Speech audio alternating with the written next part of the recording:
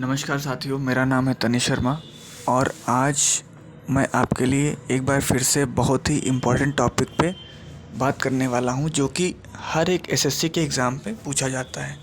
जी हाँ, भारत के सभी यूनेस्को विरासत स्थल। तो मैं सबसे पहले बात करूँगा विश्व धरोहर स्थल। इसकी पूरी लिस्ट है जो कि 40 हैं। एक तरफ विश्व धरोहर स्थल हैं, उससे संबंधित राज्य या क्षेत्र हैं, फिर वो घोषित हुए, इसकी बात है। सबसे पहले यदि हम बात करें विश्व धरोहर स्थल की, तो आगरा का किला जो कि अकबर के द्वारा बनवाया गया था, है ना। जो अकबर के द्वारा बनवाया गया था किला, आगरा का किला 1983 में जो बना, ये सबसे पहले विश्व धरोहर में शामिल हुआ था। फिर उसके बाद ताजमहल, ये भी आगरा में ही है, जो कि शाहजहाँ के द्वारा बनवाया गया था। उसके बाद में 1983 में ही अजंता की गुफाएं, महाराष्ट्र। ठीक, उसके बाद में एलोरा की गुफाएं, ये भी महाराष्ट्र, 1983। तो 1983 के लगभग 4 ऐसे स्थल हैं जो कि यूनेस्को में शामिल हुए थे। उसके बाद यदि हम बात करें 1984 की, तो कोणार्क का सूर्य मंदिर उड़ीसा में, और महाबलीपुरम के स्मारक तमिलनाडु, है ना। 1984 के 2 ये हो गए। उसके बाद में 1985 की यदि हम बात करें, तो कांजीरंगा राष्ट्रीय उद्यान असम, मानस राष्ट्रीय उद्यान असम, केवलादेव राष्ट्रीय उद्यान राजस्थान। 1985 के 3 शामिल हैं इसमें। और इसके बाद में 1986 में हम्पी के स्मारक समूह जो कि कर्नाटक में है, खजुराहो के स्मारक समूह जो कि मध्य प्रदेश 1986 में है। इसको याद करने की सबसे जो इजी ट्रिक है वो यही है कि 1983 के जितने भी हैं उनको एक बार शामिल करके लिखा जाए, 1985 के जो हैं उनको पूरे शामिल करके एक बार लिखा जाए। ऐसे ऐसे करके कि पूरे एक वर्ष में जितने भी शामिल हुए हैं उनके इजी नोट्स बना के याद करने इनको आसानी रहेगी, है ना। तो 1986 में खजुराहो का स्मारक समूह हो गया, और 1986 में ही फतेहपुर सीकरी जो कि उत्तर प्रदेश में है, इसका ये भी 1986 में ही हुआ था। और गोवा के गिरजाघर एवं कॉन्वेंट ये भी 1986 में ही शामिल हुआ यूनेस्को में। उसके बाद 1987 की यदि हम बात करें, तो महाराष्ट्र की एलिफेंटा की गुफाएं, पश्चिम बंगाल सुंदरवन राष्ट्रीय उद्यान, ठीक है, और पटाक्कल के स्मारक समूह कर्नाटक, ये भी 1987। चोल मंदिर तमिलनाडु 1987 से 2004 में ये सब इसमें शामिल हुए हैं यूनेस्को में। नंदा देवी और फूलों की घाटी राष्ट्रीय उद्यान उत्तराखंड 1988 से 2005। सांची के बौद्ध स्तूप मध्य प्रदेश 1989, और हुमायूं का मकबरा दिल्ली जो कि 1993 में यूनेस्को में शामिल हुआ। उसके आगे हम देखेंगे कि गत वर्ष किस तरह से स्मारक इसमें शामिल हुए हैं। कुतुब मीनार एवं उसके स्मारक दिल्ली 1993 में, है ना। और 1999, 2005, 2008 में भारतीय पर्वतीय रेलवे दार्जिलिंग जो कि दार्जिलिंग तो पश्चिम बंगाल में ही है, वो इसमें शामिल हुआ। और बोध गया का महाबोधि मंदिर बिहार 2002 में, भीमबेटका की गुफाएं मध्य प्रदेश, है ना। छत्रपति शिवाजी टर्मिनस महाराष्ट्र 2004। बहुत ही इम्पोर्टेंट टॉपिक है, इससे 1-2 क्वेश्चन ज़रूर ही पूछे जाते हैं एसएससी में, क्योंकि ये स्टैटिक का भी पार्ट है। चंपानेर पावागढ़ पुरातत्व उद्यान गुजरात 2004। इसके बारे में हम जो भी इम्पोर्टेंट हैं, इसके बाद में संस्कृति विरासत, उनको एक एक करके हम डिस्क्रिप्शन में देख लेंगे, ताकि उनसे संबंधित जो भी स्टैटिक बने उससे भी हमको फ़ायदा हो। 2007 में लाल किला दिल्ली वाला। इसके आगे देखेंगे जंतर मंतर जयपुर राजस्थान 2010 में शामिल हुआ। पश्चिमी घाट जिसको हम सह्याद्री के नाम से भी जानते हैं, क्योंकि इसमें कंबाइंड स्टेट इसलिए लिखे हैं क्योंकि महाराष्ट्र, गोवा, तमिलनाडु, कर्नाटक, केरला सब में पश्चिमी घाट का रेंज लगती है, इसलिए 2012 में पश्चिमी घाट यूनेस्को में शामिल हुआ। राजस्थानी के पहाड़ी दुर्ग 2013, ग्रेट हिमालयन राष्ट्रीय उद्यान 2014, रानी की बाव 2014, नालंदा विश्वविद्यालय बिहार 2016, कंचनजंगा राष्ट्रीय उद्यान 2016, है ना। और एक असम का भी था कंचनजंगा, वो कब हुआ था? 1983 में, और ये 2016 में, है ना। इसके आगे देखेंगे, ये काबुली चियाए वास्तुशिल्प, ये कब हुआ? 2016 में। अहमदाबाद के ऐतिहासिक शहर, गुजरात 2017 में शामिल हुए, है ना।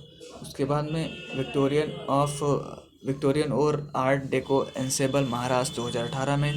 गुलाबी शहर जयपुर, जयपुर को किसने? सवाई राजा जयसिंह ने, जिसने वेधशालाएँ बनवाई थी, उसी ने गुलाबी शहर जयपुर की स्थापना की थी राजस्थान में। रामप्पा मंदिर तेलंगाना 2021, और धौलावीरा गुजरात जो कि 2021 में शामिल हुआ, है ना।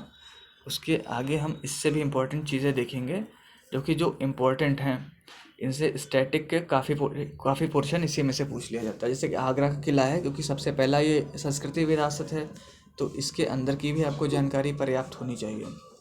तो आगरा का किला उत्तर प्रदेश के आगरा शहर में स्थित ये किला प्रसिद्ध ऐतिहासिक स्थल है, जो कि निर्माण सिकरवार वंश के शासकों द्वारा कराया गया था। लाल किले का निर्माण बलुआ पत्थर से हुआ है। ये क्वेश्चन आया हुआ है कि लाल किले का निर्माण किस पत्थर से हुआ है? लाल बलुआ पत्थरों से इसका निर्माण हुआ है। लाल किला पर सिकरवार वंश के बाद 1080 में मोहम्मद गजनवी, दिल्ली के प्रथम शासक मोहम्मद सिकंदर लोदी 1517 ईस्वी में सिकंदर लोदी की मृत्यु के पश्चात पुत्र इब्राहिम लोदी ने भी अपना आधिपत्य स्थापित किया, और इसके बाद मुगलों ने यहाँ अपना शासन चलाया, है ना। थोड़ा थोड़ा सबके बारे में आपको पता होना चाहिए, क्या पता उसी से क्वेश्चन आ जाए। उत्तर प्रदेश आगरा के शहर में स्थित किला प्रसिद्ध स्थल है, जिसका निर्माण सिकरकार वंश के शासकों द्वारा करवाया गया था। लाल किले का निर्माण बलुआ पत्थरों से हुआ था। ये अभी नहीं पढ़ा, 2 बार ये रिपीट हो गया है ना। इस किले में शाहजहां द्वारा निर्मित जहांगीर महल और खास महल मौजूद हैं। आगरा के लाल किले को यूनेस्को द्वारा विश्व स्थल की सूची में 1983 में शामिल किया गया, ठीक है। उसके आगे हम लोग देखेंगे अजंता की गुफाएं, जो कि महाराष्ट्र में स्थित हैं। अजंता की गुफाएं महाराष्ट्र में राज्य में हैं, जो कि औरंगाबाद का अब नाम क्या हो गया? संभाजी नगर हो गया है, के पास बहने वाली नदी वाघोरा के पास सह्याद्री पर्वतमाला पश्चिमी घाट, ये रॉक कट गुफाओं की श्रृंखला के तौर पर इन्हें अजंता केव्स के रूप में जाना जाता है ना। अजंता की गुफाओं की कुल संख्या 29 है।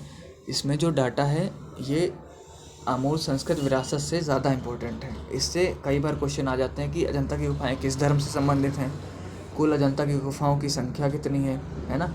इस टाइप से मैंने इनमें लिया है। इन गुफाओं को बौद्ध धर्म शिल्पकारी का एक उत्कृष्ट उदाहरण माना जाता है।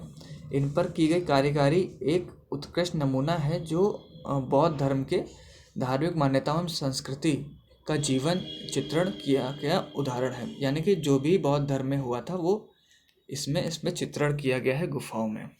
इन पर की गई कारीगरी का एक उत्कृष्ट नमूना, जो बौद्ध धर्म धार्मिक मान्यताओं एवं संस्कृति का जीवन चित्रण का उदाहरण है।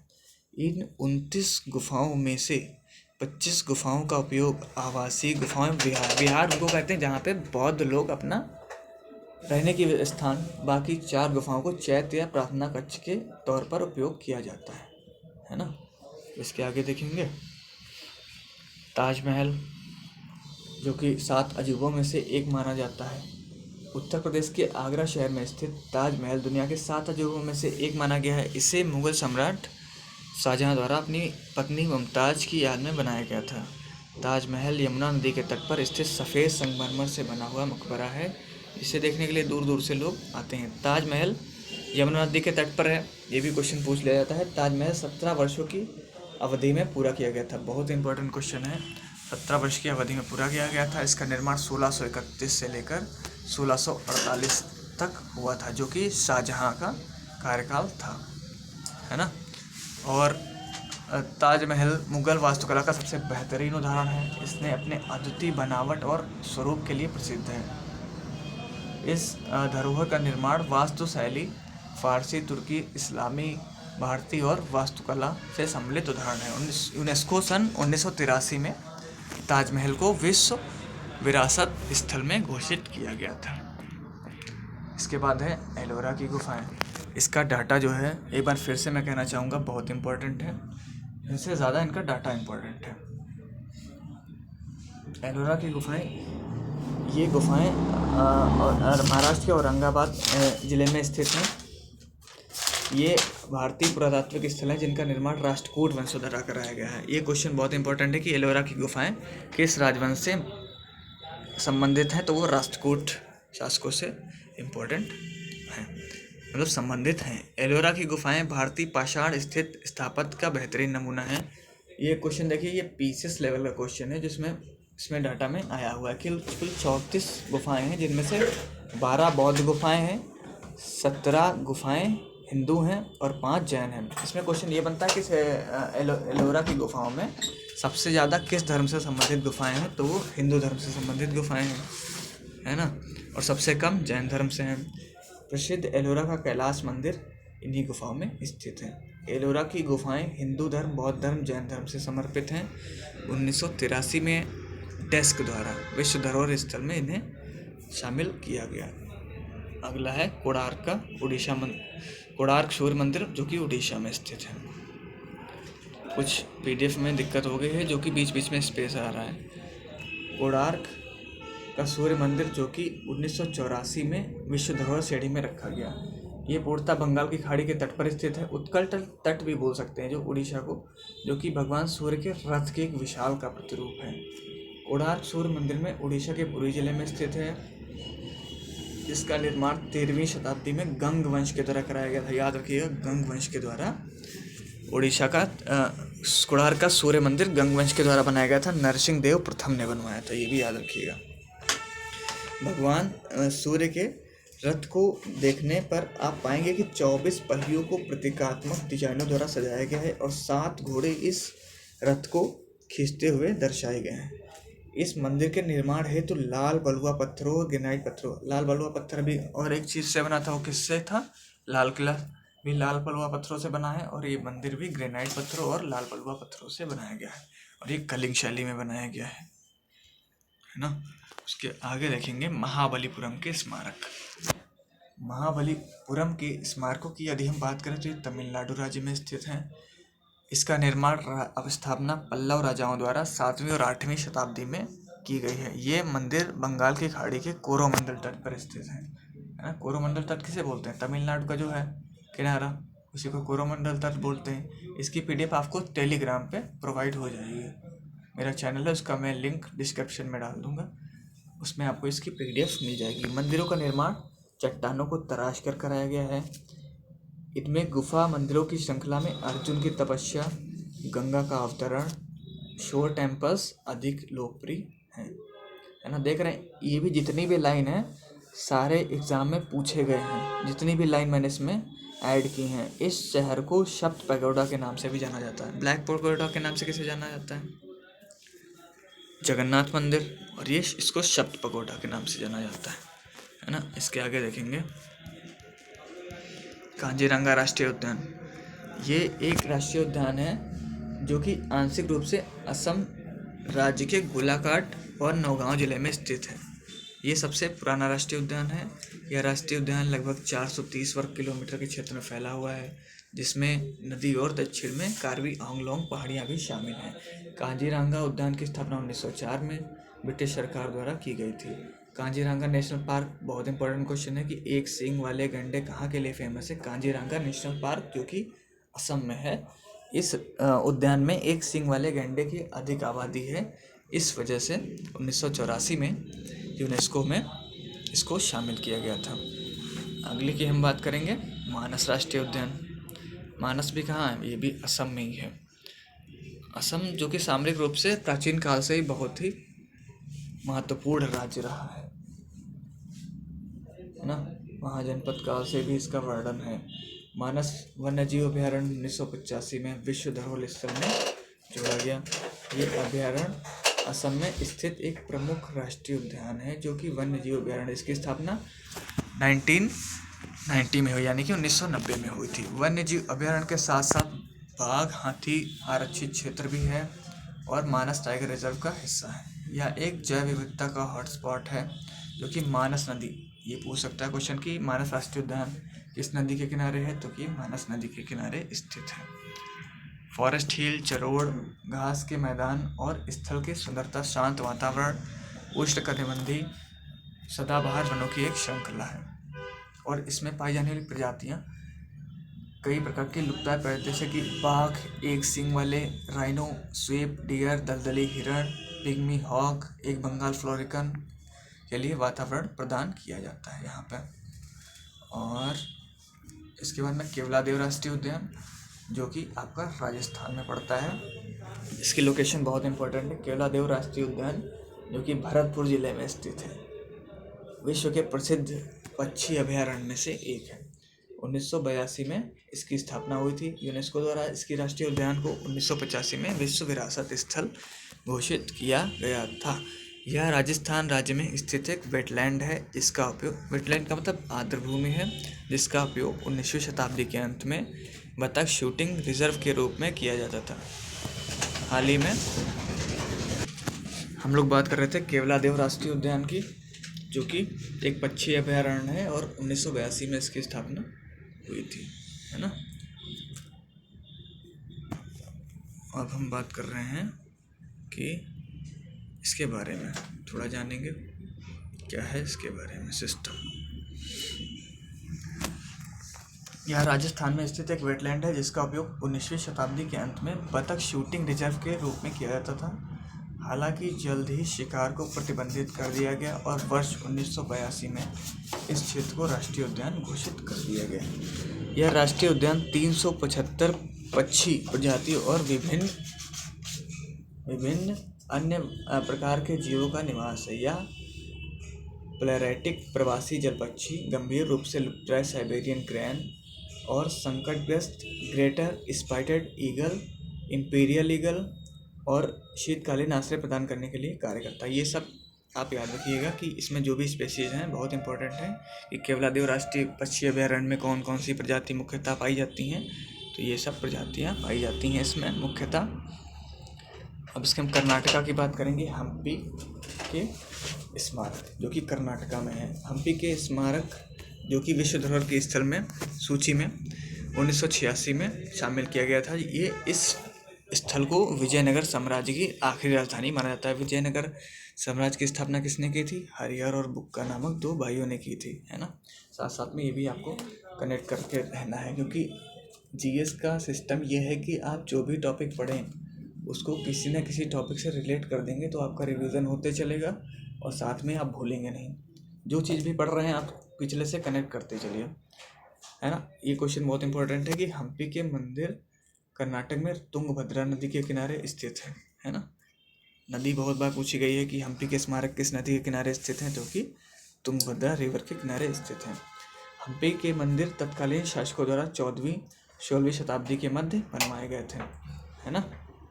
इन मंदिरों को उनकी पुष्प अलंकरण, बड़ी विमाओं, विशाल खंभों, स्पष्ट नक्काशी, मूर्तिकला, पारंपरिक चित्र निरूपण के लिए जाना जाता है, जिसमें रामायण और महाभारत के विषय भी शामिल किए गए हैं, है ना। इसके आगे हम देखेंगे फतेहपुर सीकरी। हम उन्हीं को देख रहे हैं जो बहुत ज़्यादा इम्पोर्टेंट है, जिससे क्वेश्चन आने की बहुत ज़्यादा संभावना है। उन्हीं हम विरासत स्थलों को देख रहे हैं और उन्हीं स्टेट्स को हम देख रहे हैं। जैसे फतेहपुर सीकरी है जो कि उत्तर प्रदेश में मुगल सम्राट ने 16वीं शताब्दी में बनवाया था, है ना। और उसके बाद में इस समय एक छोटी अवधि के लिए साम्राज्य की राजधानी भी बना था फतेहपुर सीकरी। और फतेहपुर सीकरी मस्जिद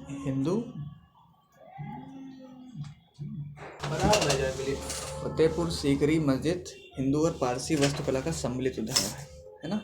ये बात आप याद रखिएगा कि ये जो फतेहपुर सीकरी का है ये हिंदू भी और मस्जिद हिंदू और पारसी वास्तुकला का सम्मिलित उदाहरण है। इस स्थल पर मशहूर बड़े मस्जिदों और जामा मस्जिद अनेक अन्य भी स्मारक हैं, है ना। स्मारकों की सूची में आँख मिचौली, दीवाने खास, बुलंद दरवाज़ा, शाही मस्जिद, पंचमहल, ख्वाबगाह, जोधाबाई महल, अनूप तालाब, ये सब शामिल है। बहुत इंपॉर्टेंट टॉपिक है। फतेहपुर सीकरी शहर को आप स्किप नहीं कर सकते हैं, एक ना एक क्वेश्चन इससे बनेगा ही बनेगा। उसके बाद में गोवा के गिरजाघर कॉन्वेंट।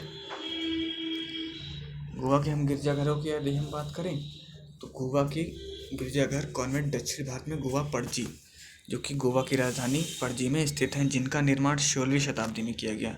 गोवा चर्च पुर्तगाली गोथिक शैली में है।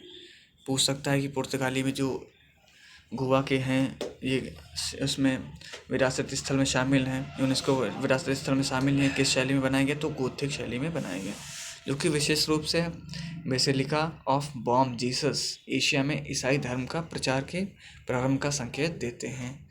उसके बाद में बेसिलिका ऑफ बॉम जीसस में सेंट फ्रांसिस जेवियर की पवित्र कब्र है।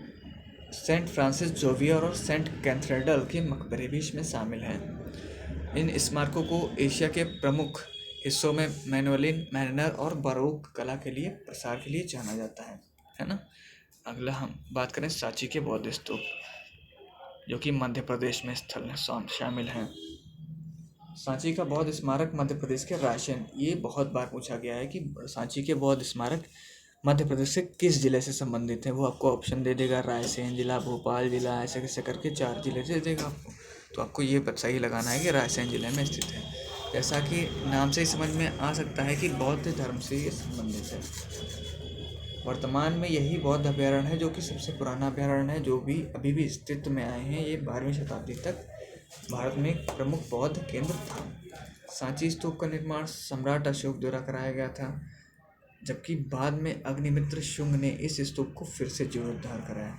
ये याद रखिएगा, अगर उसको डायरेक्ट ऐसे पूछना होगा तो ये पूछ लेगा कि इसका निर्माण किसने कराया, अशोक ने।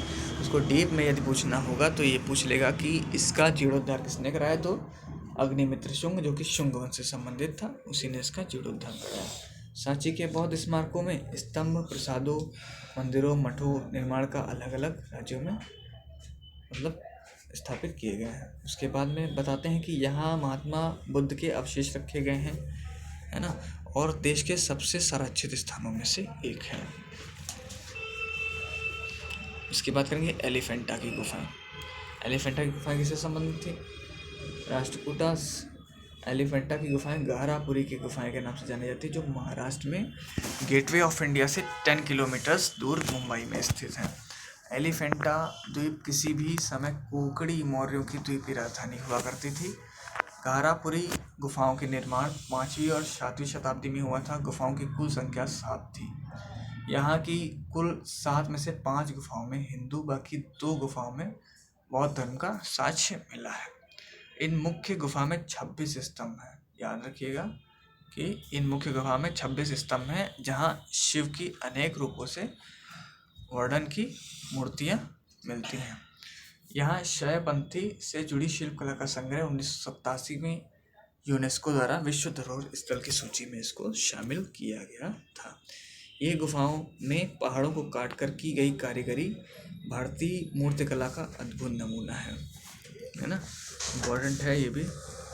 इसके बाद है सुंदरबन राष्ट्रीय उद्यान। सुंदरबन डेल्टा के नाम से ही सुंदरबन राष्ट्रीय उद्यान भी बनाया गया है ना।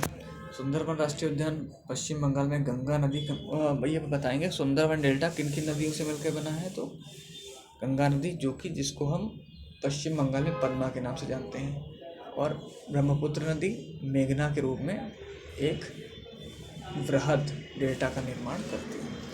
यह राष्ट्रीय उद्यान बंगाल के बाघ के सबसे बड़े भंडारों में से एक है। यह राष्ट्रीय उद्यान सबसे 1984 में इसको शामिल किया गया था इसमें, है ना, जहाँ 400 से अधिक बंगाल टाइगर जिनके नाम से हम जानते हैं, बंगाल टाइगर को जिन नाम से जानते हैं, वो सुंदरबन में ही पाए जाते हैं।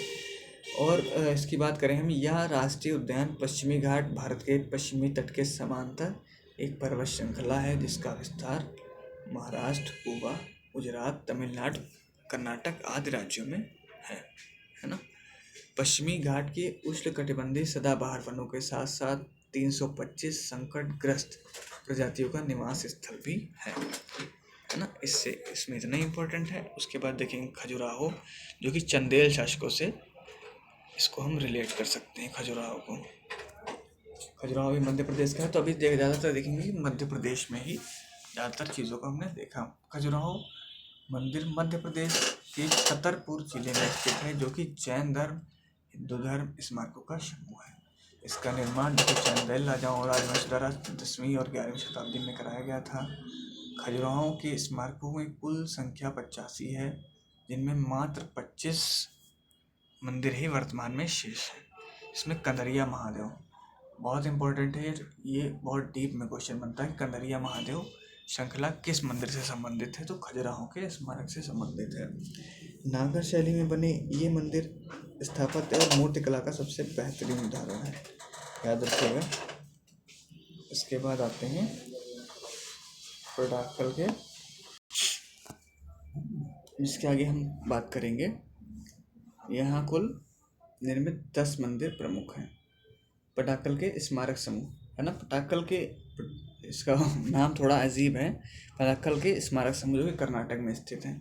बादामी के, ये जो इनसे राजवंश जो संबंधित होते हैं, नदियाँ संबंधित होती हैं, शैली संबंधित होती हैं, ये इनसे ज़्यादा महत्वपूर्ण है ना। कि पूछ लेगा कि पटाक्कल के स्मारक समूह से किस वंश से संबंधित है?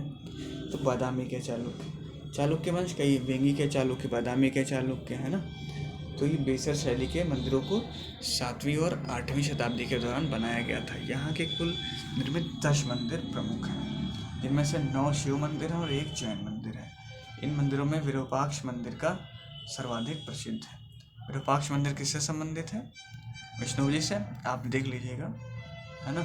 बताते हैं यह मंदिर लोक महादेवी कांची के पल्लवों ने अपने पति के विजय के उपलक्ष्य में 7वीं और 8वीं शताब्दी के मध्य में बनवाया था, है ना।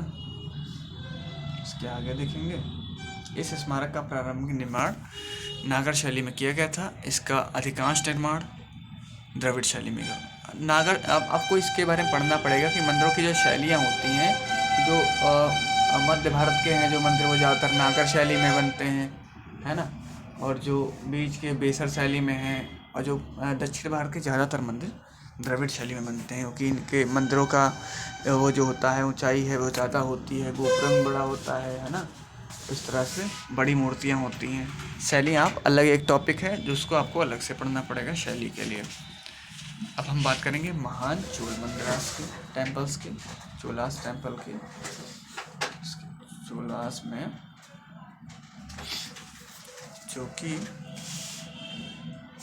एक मिनट, चोल मंदिर जो कि चोल शासकों द्वारा 11वीं और 12वीं शताब्दी में बनाए गए थे, है ना। तंजावुर के बृहदेश्वर मंदिर, गंगाई कोलचिला के मंदिर, इसको पढ़ेंगे गंगाई कोंड चोलीश्वरम के मंदिर। और जो दक्षिण भारत के मंदिर हैं उनकी लैंग्वेज बहुत ही ज़्यादा कठिन होती है, इस वजह से थोड़ा पढ़ने में इनको दिक्कत हो जाती है ना। आराम से पढ़ेंगे तो आपको समझ में आ जाएगा। ये दक्षिण भारतीय हिस्से में बहुत बसे तमिलनाडु में है। ये दक्षिण भारतीय हिस्से में बसे तमिलनाडु में स्थित है। ये मंदिर वास्तुकला, मूर्तिकला, पेंटिंग और कांस्य ढलाई में चोलों की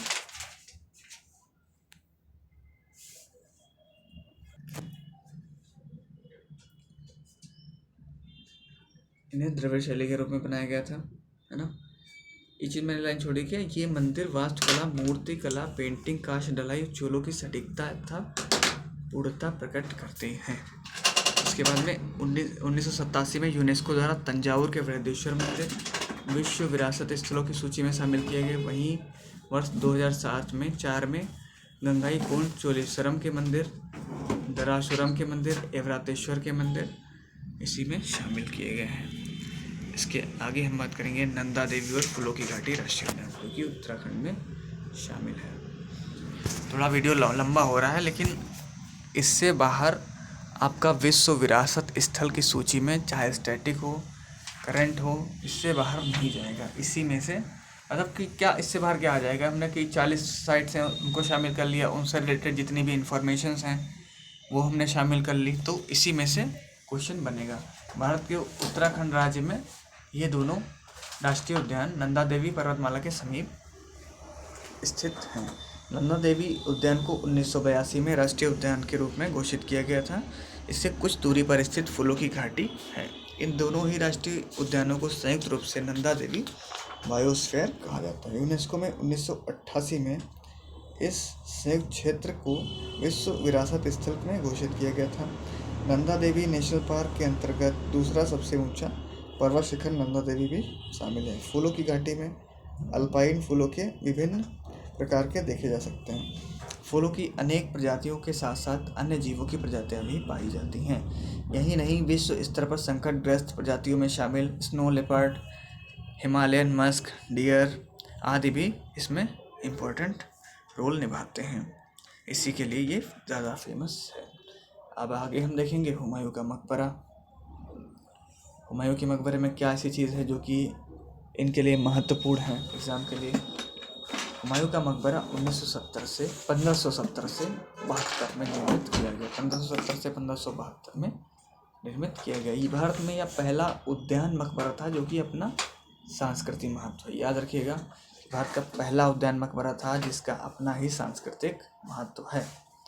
नई दिल्ली के पुराने किले के निकट मथुरा मार्ग में समीप स्थित हुमायूं का मकबरा मुगल वास्तुकला का उत्कृष्ट उदाहरण है ना। इससे पहले बलबन का भी मकबरा बना था, लेकिन ये जो हैं बलबन हो गए और हुमायूं हो गए, इन सब के मकबरे आपको पढ़ने पड़ेंगे। इन मकबरे का निर्माण हुमायूं सम्राट की मृत्यु के पश्चात इनकी विधवा पत्नी हामिदा बेगम बानो की आज्ञा से बनवाया गया था। यह मकबरा ताजमहल सहित अन्य वास्तु शिल्प नवाचारों के लिए प्रेरणा स्रोत है। भारत में बनाया गया ये मकबरा जिससे बड़े पैमाने पर लाल बलुआ, एक चीज़ आपने देखी कॉमन चीज़, लाल बलुआ पत्थर का इस्तेमाल इस्लामिक शैली में ज़्यादा हुआ है ना।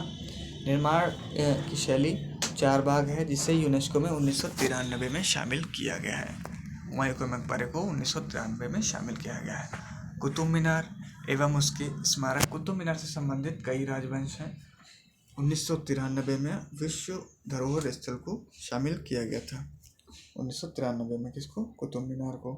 कुतुब मीनार इसके स्मारक दिल्ली के लाल कोट में स्थित है, जिसका निर्माण कुतुबुद्दीन ऐबक के समय में प्रारंभ में किया गया था, है ना। कुतुबुद्दीन ऐबक ने मतलब स्टार्टिंग किया था, इसका निर्माण इल्तुतमिश ने पूरा करवाया, जिसको गुलाम वंश का वास्तविक संस्थापक कहा जाता था। ये इतना डाटा इम्पोर्टेंट नहीं है ना, इतना डाटा नहीं पूछा जाता है।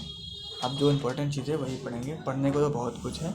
कुतुबुद्दीन ऐबक के समय में प्रारंभ होकर ये पूरी तरह से इल्तुतमिश के समय पर तैयार हुआ था।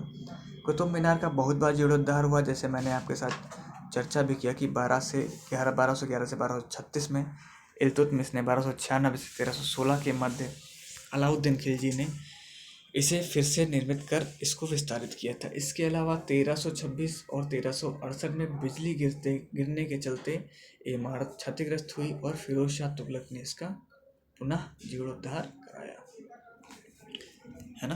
और फिर सिकंदर लोदी ने भी इसका 1503 में जीर्णोद्धार एक बार कराया था। अब हम बात करेंगे जंतर मंतर जयपुर। जंतर मंतर जो कि राजस्थान में स्थित है, जो कि खगोली वेधशाला है ना।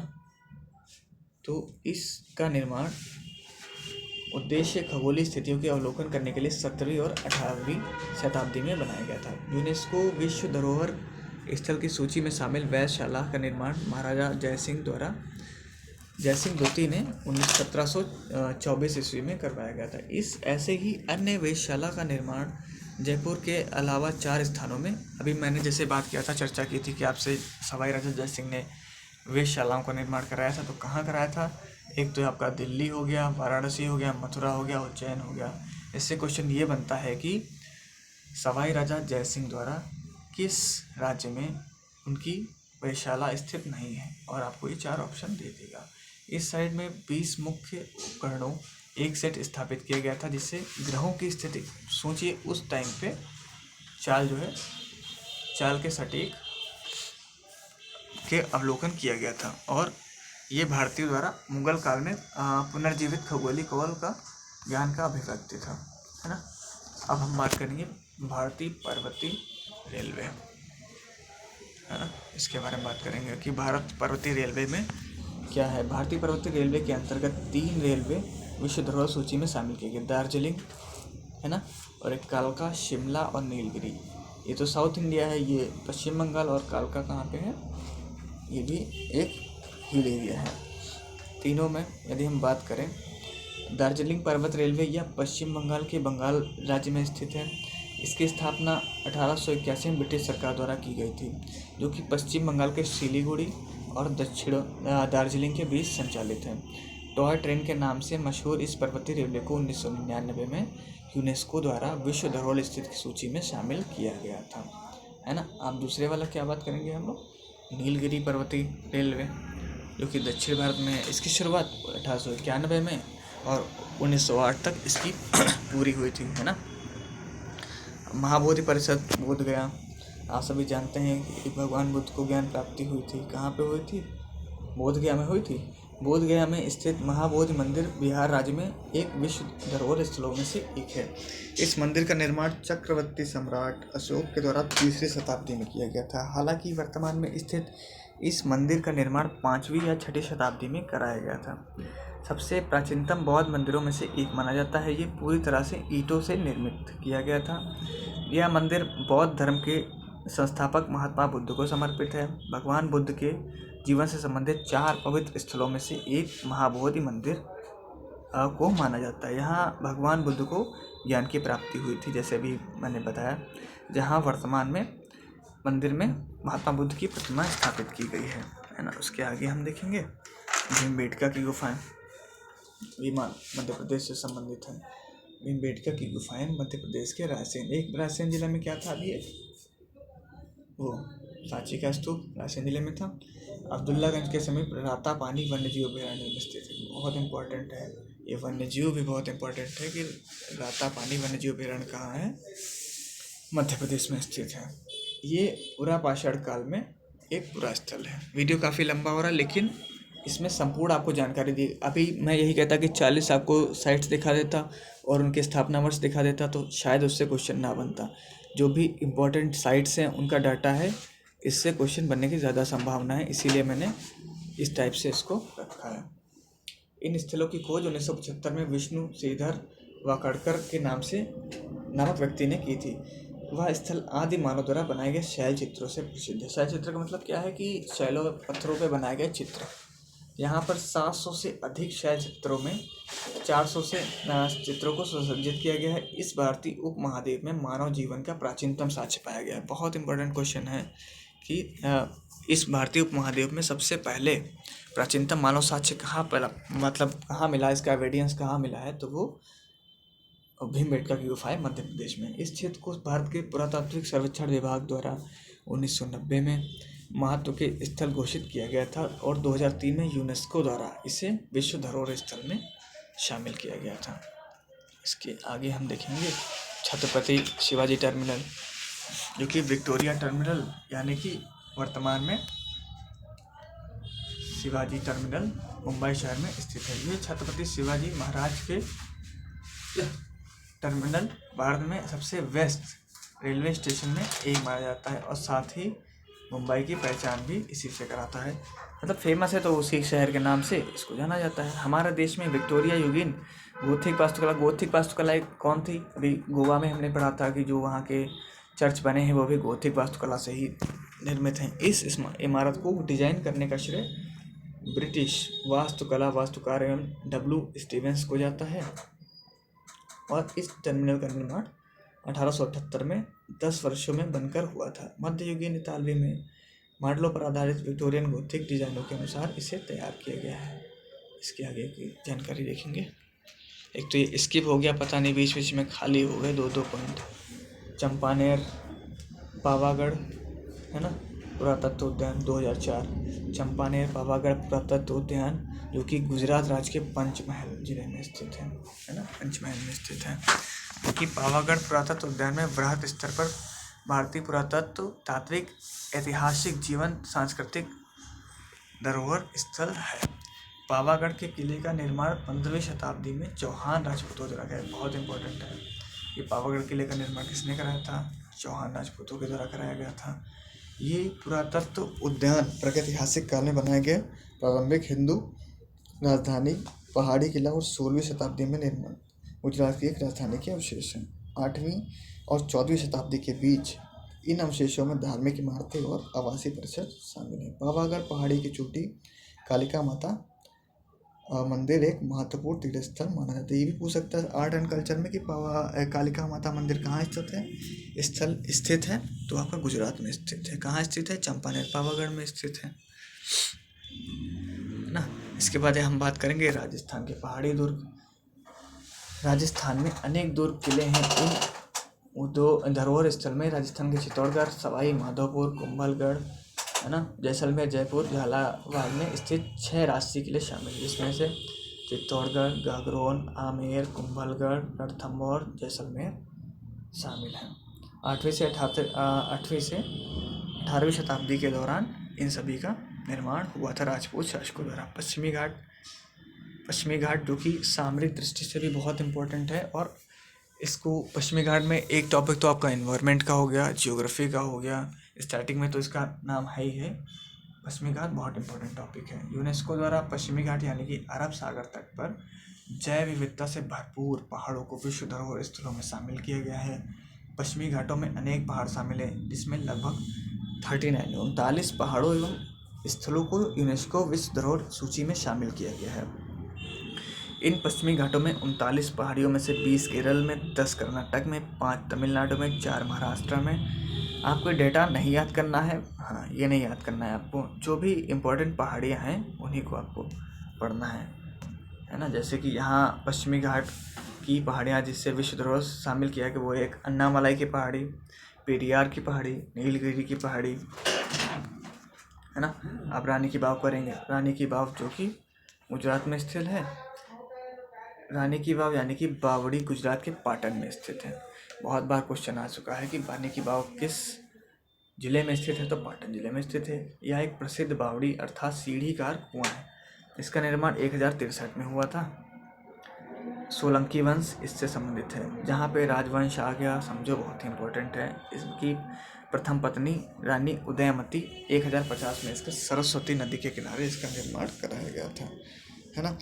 भारतीय उपमहाद्वीप में भूमिगत जल स्रोत संग्रहण प्रणालियों सीढ़ीदार कुओं का निर्माण कराना इसकी विशेष तरीका है। इसमें मारू गुर्जर स्थापत्य कला का उपयोग किया गया है। 3000 ईसा पूर्व ये बनाया जाता रहा है। रानी की वाव ये सब नहीं आपको पढ़ना है। 22 जून 2014 को यह बावड़ी यूनेस्को में शामिल हुई थी, ये इम्पोर्टेंट है ना। आगे बढ़ेंगे। नालंदा विश्वविद्यालय। नालंदा विश्वविद्यालय 2016 में शामिल किया गया था, है ना, और यह एक बिहार राज्य में स्थित है। यही आपको बताना है इसमें, और कुछ नहीं। राजगीर में बिहार राज्य में स्थित है, और ये बौद्ध धर्म से संबंधित एक महत्वपूर्ण सामरिक दृष्टि से एक महत्वपूर्ण है। इस विश्वविद्यालय का निर्माण कुमारगुप्त ने कराया था, जो कि गुप्त वंश से संबंधित थे। गुप्त वंश के संस्थापक कौन थे? श्रीगुप्त थे। यह मूल रूप से बौद्ध विश्वविद्यालय था। यहाँ बौद्ध धर्म के भावना विशेष भी मिले हैं। हालांकि विश्वविद्यालय में बौद्ध धर्म के साथ साथ अन्य धर्मों को छात्र भी पढ़ते, विदेशी लोग भी आके यहाँ पे पढ़ते थे। अलेक्जेंडर कनिंघम के द्वारा इस विश्वविद्यालय की खोज की गई थी, नालंदा विश्वविद्यालय की। आगे देखेंगे कंचनजंगा राष्ट्रीय उद्यान सिक्किम। अभी हमने कंचनजंगा राष्ट्रीय उद्यान असम पढ़ा था, ये सिक्किम में है ना। ज़्यादातर उसमें कुछ नहीं पढ़ना है, ये आपको याद रखना है। कंचनजंगा राष्ट्रीय उद्यान कहाँ है? सिक्किम में है ना, वो सबसे ऊंचाई पर है, तो ये ज़्यादा इम्पोर्टेंट हो जाता है। बाकी और कुछ नहीं इसमें पढ़ना है। अगला देखेंगे, ये भी हम लोगों ने शायद पढ़ा हुआ है, ग्रेट हिमालयन राष्ट्रीय उद्यान। ये आपको पढ़ना है, क्योंकि जो जितने भी राष्ट्रीय उद्यान है उसमें से 7 या 8 यूनेस्को में शामिल है, इसलिए इनको हमने इसी में शामिल कर दिया है total. Great Himalayan National Park Himachal Pradesh के कुल्लू जिले में स्थित है। यह देश के प्रमुख राष्ट्रीय उद्यान विश्व विरासत स्थलों में 1999 में राष्ट्रीय उद्यान में घोषित किया गया था, है ना। हिमालय के पहाड़ों के पश्चिमी भाग में स्थित ये पहाड़ों पार्क इन वजहों से जाना जाता है: उच्च अल्पाइन चोटियाँ, अल्पाइन घास के मैदानों, नदी के साथ स्थित जंगलों के लिए जाना जाता है। इतना ही नहीं, यह संबंधित नदियों साथ ही ग्रहण क्षेत्र ग्लेशियर से घिरा हुआ है ना। जैव विविधता की दृष्टि से देखे तो एक हॉटस्पॉट है। इसके आगे देखेंगे अहमदाबाद। अब लगभग ख़त्म ही होने वाली है वीडियो, एक दो पेज और बचे हैं बस, है ना। वीडियो ज़रूर लंबा है, लेकिन अगर आप एक बार इसको देखने के बाद यूनेस्को से संबंधित कोई भी प्रश्न इससे बाहर नहीं जाएगा। ये अहमदाबाद की हम बात करें, ऐतिहासिक शहर, ये तो शहर है पूरा, ये ऐतिहासिक शहर गुजरात में स्थित है। अहमदाबाद की ऐतिहासिक शहर पुराना अहमदाबाद भी कह सकते हैं। 11वीं शताब्दी में राजा आशा भील के द्वारा आशावल नाम से की गई थी। अब इसका नाम अहमदाबाद है। इसे गुजरात सल्तनत का महत्वपूर्ण राजनीतिक वाणिज्यिक केंद्र का, वाणिज्यिक जो भी आज भी सामरिक दृष्टि से इम्पोर्टेंट है, इसे मैनचेस्टर कहते हैं भारत का। वर्तमान में इसे आधुनिक अहमदाबाद शहर का हृदय माना जाता है। 2017 में यूनेस्को वर्ल्ड हेरिटेज में साइट्स में इंडिया में शामिल हुआ था। और गुलाबी शहर जयपुर, इसको हम लोगों ने भी देखा, गुलाबी शहर जयपुर को।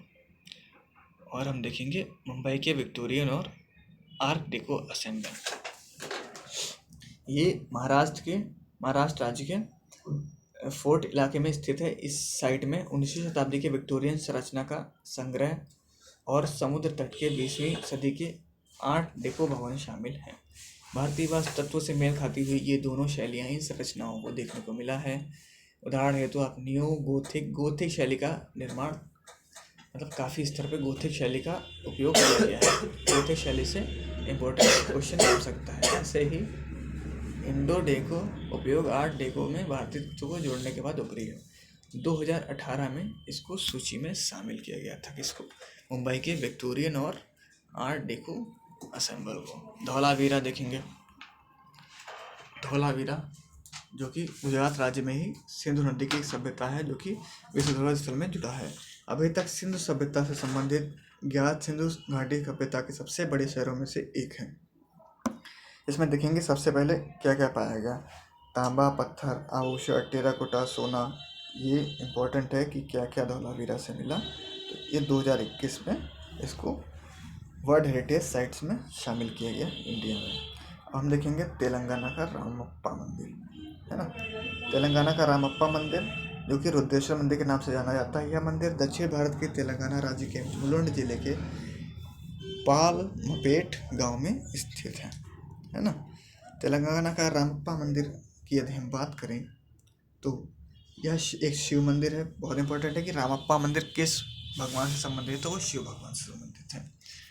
काकतीय साम्राज्य से है, जहाँ पे वंश आ रहे हैं, मैं फिर से कहूँगा जहाँ जहाँ पे वंश आ रहे हैं आपको वहाँ पे इसको कायदे से पढ़ना है।